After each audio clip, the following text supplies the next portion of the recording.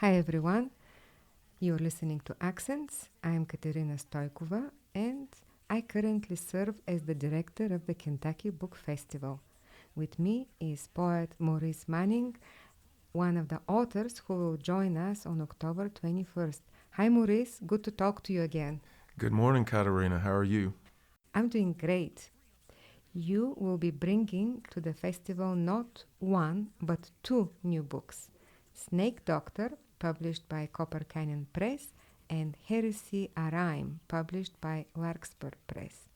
And I would love for our listeners to learn something about each book and to hear a few poems. So let's start with Snakedoctor.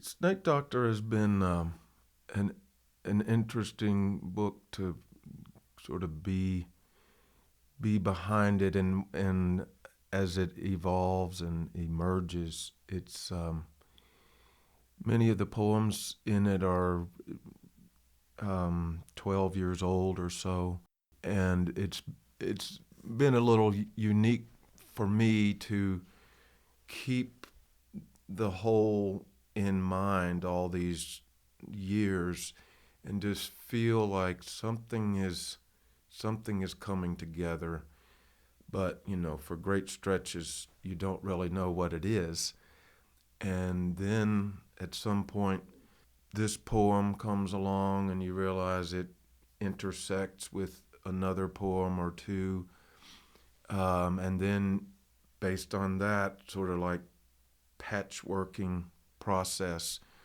you realize, oh, there's a missing patch over here, and then you realize, oh, I've got to write that poem.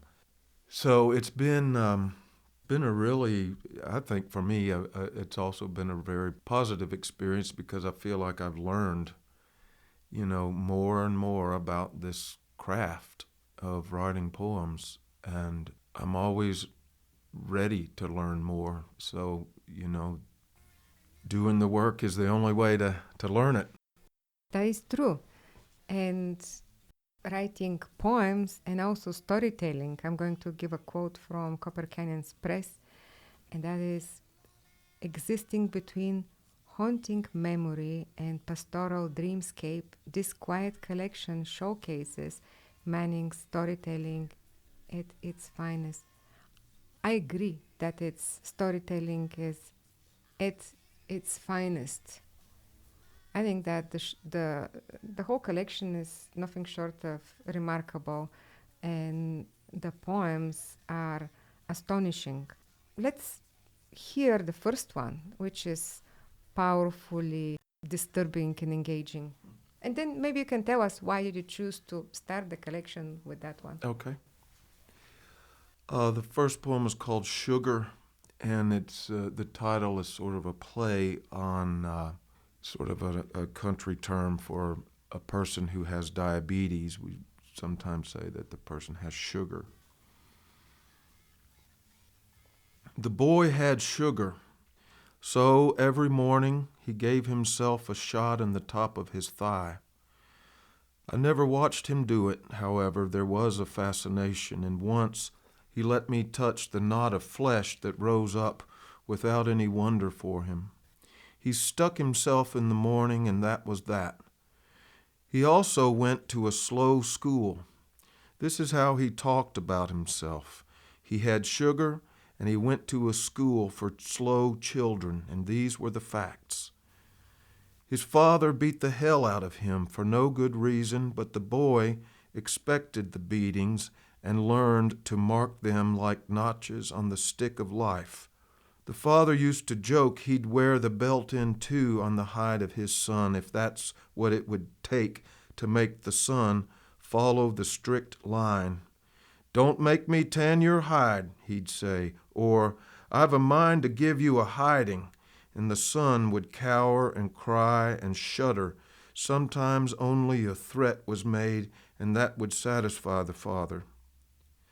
I've wondered about the realities of life, especially the things that might be done in the name of love, the unforgivable acts of love. One summer, my friend and I were playing in the yard catching fireflies. We called them lightning bugs, and let them light a finger held up against the stars or pointed to the darkness beyond the trees at the back of the long yard. A fire demon, a little devil composed of fire with the fiery face and black holes for eyes and mouth, sprang out of a bush and ran beside us along the ground and down the yard before it returned to the spirit world. I say the spirit world because I've not seen anything like it since. I've heard some haunted voices, but I only saw the demon once. We gave it a name, the two of us. We decided to call it a fire demon because the world was literal, and that's how we were living in it. A little blaze we saw just once. He had a dog named Sugar, too. She was just a big old country dog who slept on the porch and never barked. But she barked at the fire demon that night. Proof we had seen what we had seen, running blindly into the dark. And Sugar always backed away whenever the father raised his voice, to lean against the boy's leg exactly where he stuck himself. She was just a big old country dog. If there's a resurrection for dogs, she's one of a few I'd recommend. The father lived with a misery as old as the world, and I think it broke him. And the belt was just an illusion he held and a sign of his own suffering. And only in the allegory that grows in the long garden of time can I see the belt for what it was, and the two boys, and the dog, and the demon. You have to bring love into the world. Love into the nameless world. Wow, beautiful. Thank you. So, can you tell us how did you select this one as a first poem? The first poems are so important. Yes, that's a good question. The title poem, Snakedoctor, doesn't show up until about 7 poems in or something like that.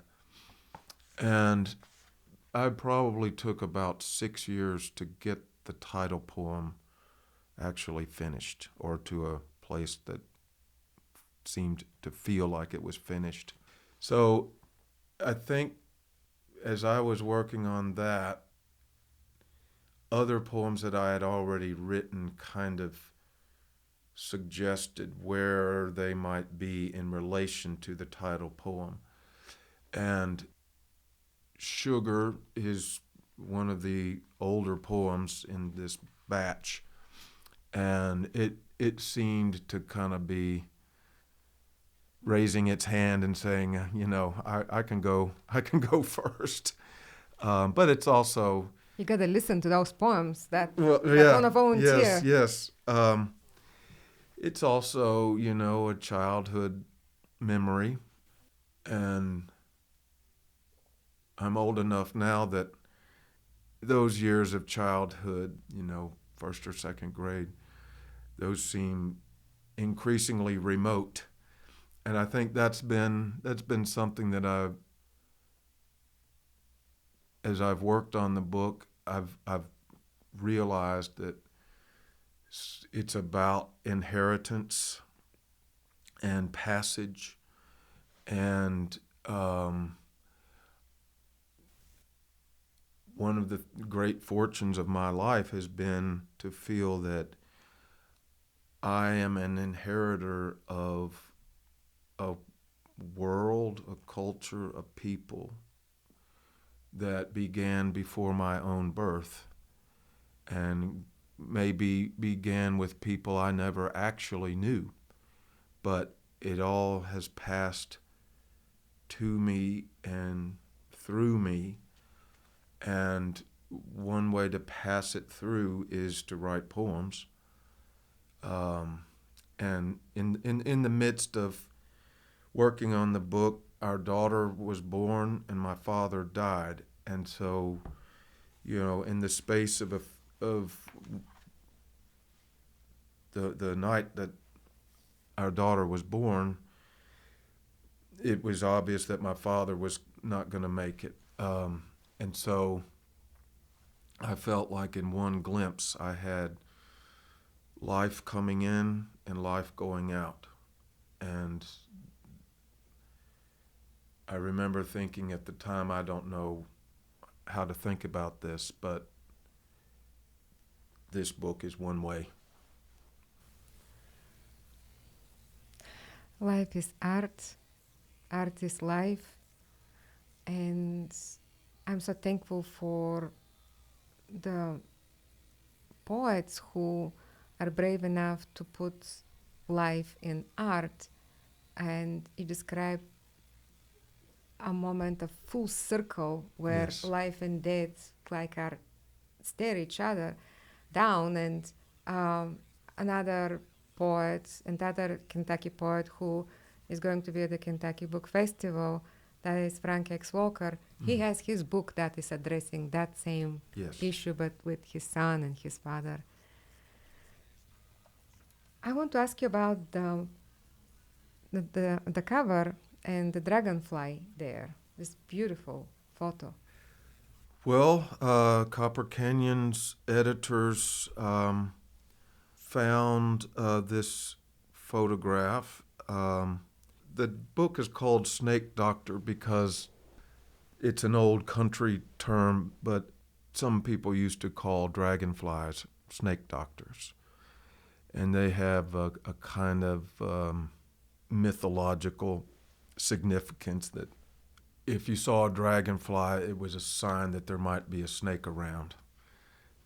So it was often a kind of friendly warning from the world.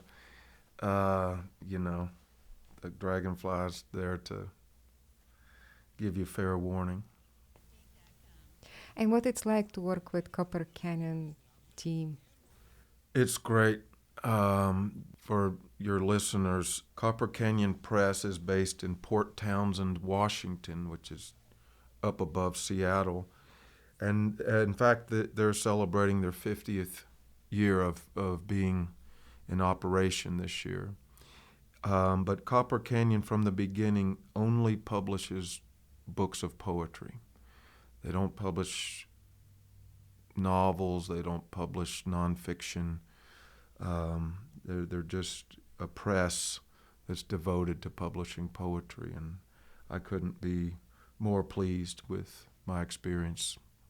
As I said, I think that the poetry is astonishing, and I wish the best of luck and many, many readers for that book and for the other book, Heresy, a Rime. Talk to us about that one, please. Oh, this is a wonderful. In fact, I just got my copies last week from Larkspur, the best letterpress in the country as far as I'm concerned. Gray Zeitz and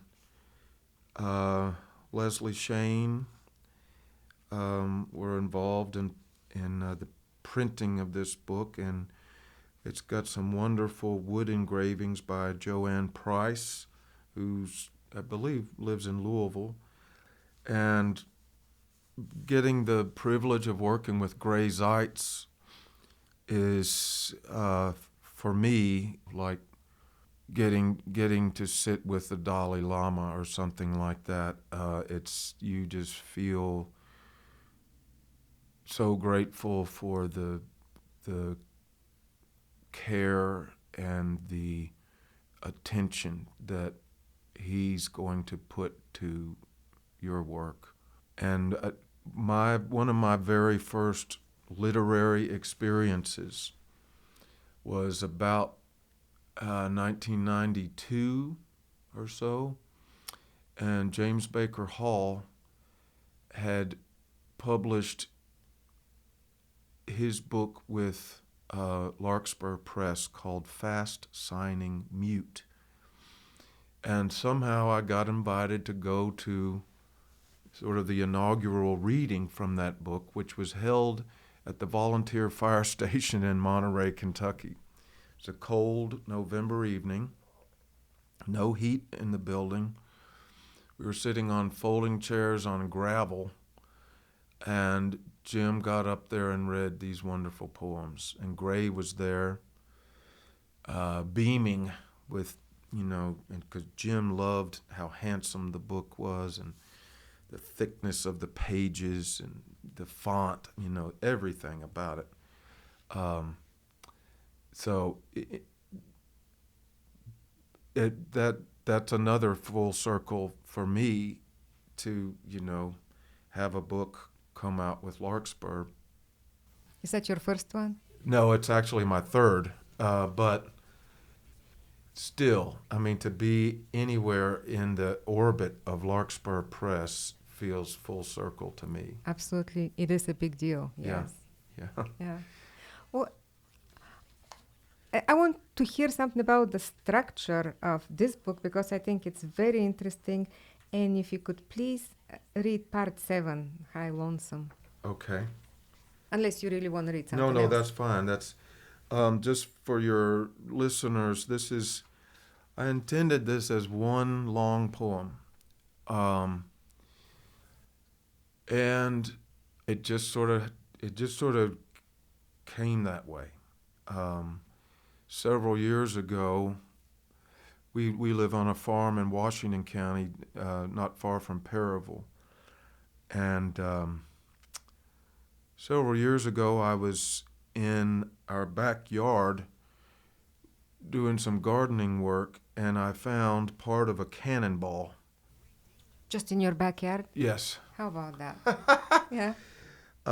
And I looked at it and, did some sleuthing and determined that it was likely a relic from the Battle of Perryville, which was the largest Civil War battle in Kentucky.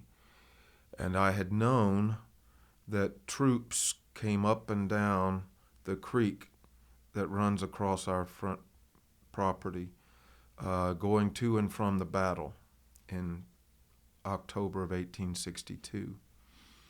And in fact, some of our older neighbors had all kinds of, legends and tales about that battle and troops retreating, some of whom were too injured to travel, so they would get dropped off at various places. And anyway, finding a cannonball in your own backyard, that had been there 160 years or 55 years, is kind of eerie. And I also, when I first bought our property many years ago, there had been a log detached kitchen right where I found the cannonball. When I bought the property, that structure was deteriorated and not salvageable. I did save one of the logs. That's sort of a favorite thing of mine. But anyway, it just caused me to think about someone had fired a cannon at the kitchen. Which I find in a perverse way, I find that comical. But of course, from the distance of time. Yes, of course, yeah. Of course. It wasn't comedy at the time, and someone was desperately fleeing and someone was desperately pursuing in that place, and it just happened to be a source of great meditation for me. And I think I began writing this in 2015 when so much of our present in this country was fraying and desperate in different ways, but also the threat of violence is, it's back with us. Or still with us. Yeah. And I wanted to find a way to think about those truths and see if poetry could respond. You know, from reading and writing poetry, if there is one thing that poetry responds to, it's truth. Well said. Well said. Even if the truth is a kind of poetic truth rather than absolute historical truth. Yeah. Do you want me to read this? Please, if you wouldn't Okay. mind. This is the poem has uh,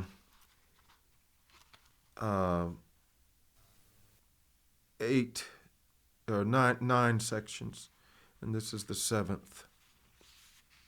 Part 7, High Lonesome. In an age of nothing sacred and certain curse, the poet strives to find the fitting verse that a later age may hear and in it find a single note that's clear, that what is broken now sounds out its toll, but let us ever cling to what is whole, to what the age cannot undo, and that alone is always true. Promises promised and yet so swept away, but some are also kept. So may we wake from the lull of sleeping and find what's worth the task of keeping. It may be just a button from a country dress, bluish now, the mother of pearl, belonging once to a little girl who in the garden lost it when she was turning in a whirl, but she was turning in the garden, a summer scene to bless the greening child with gentleness, a living symbol of lasting love, from roots to blossoms high above, and in those warm, imagined days are life and living left to praise, the life and living left to praise in all our busy, mindless minding, await the end of all our finding, and deep in the quiet blows the sound of a breeze sent forth that we are found. Wow, thank you. And for our listeners, both those books will be available at the Kentucky Book Festival at the table of Maurice Manning. And I think that will be pretty much one of the first opportunities people would have to see them, right? That's right, yes. So Yeah, I'm very delighted to be invited. there is one more question that I have, and Certainly. you may remember it from previous conversations we had, because that's a question that I ask all my guests who teach creative writing, and that is, if you have one advice for your students, or what is the most important thing you teach your students, if there is one thing you want them to remember from your class or your workshop, what would that be? Great question. What I had the wonderful experience last fall at Transylvania, and this is just yet another full circle. A relative of mine had passed away last summer, and in going through some of his belongings, we found a quill pen that had belonged to my grandmother, who was born in 1905. And my sister came upon this quill pen and decided that of our present family that I'm a likely candidate to get the pen. So she gave it to me, and I went with my daughter down the road and picked a bunch of poke berries. Poke is a wild plant that grows around here, and I crushed them up and made ink. Put a little vinegar in it and strained it and made some ink. And then I dipped this quill pen that was well over 100 years old and started writing with it. And it just occurred to me, maybe my students would like to try to write with a quill pen. So I brought it to Trancy, and I gave my students the opportunity to come up and dip the pen in a little pot of ink and write with it. And I was amazed at how much they enjoyed doing that. Many of them had no idea what a quill pen was in the first place. But the wonderful thing about it is it makes writing much more of a tactile experience. And it's even, and this is another full circle for me, because when I was a very little boy, before I could read or write, I played with a fountain pen with a nib. Right. And the reason I played with it was it made a scratching sound on the paper. And I even played with it without any ink in it. So I was pretending to write. And it's, for me, this is a long way of answering your question. I suggest to my students, whatever you can do to make your experience of writing hands-on and tactile and involving touch and sound, I think it influences what shows up on the page. Of course, it has no way but influence, because anything we bring into the writing space affects the outcome. And I loved what you said, about making poetry tactile, because I believe it's important to ground the abstract nature of poetry. Oh, that's very well said, and I completely agree. I over the years, I've built into my process, I guess you could say, as many tactile steps as possible. So, almost all of the poems in Snakedoctor are written in a 4-beat line, tetrameter. Most of the sections of Heresy are also in that 4-beat line. So there's just the rhythm and sound are intended to be tactile features of the poems. But I've also tuned my ear in the last few years to think about just words in the English language that are more tactile than others. So like crack and knock, words that have hard consonant sounds are almost onomatopoeic. That just makes the language of the poem chunkier and crunchier, which that appeals to me. I like a smooth and more fluid sound in a poem as well.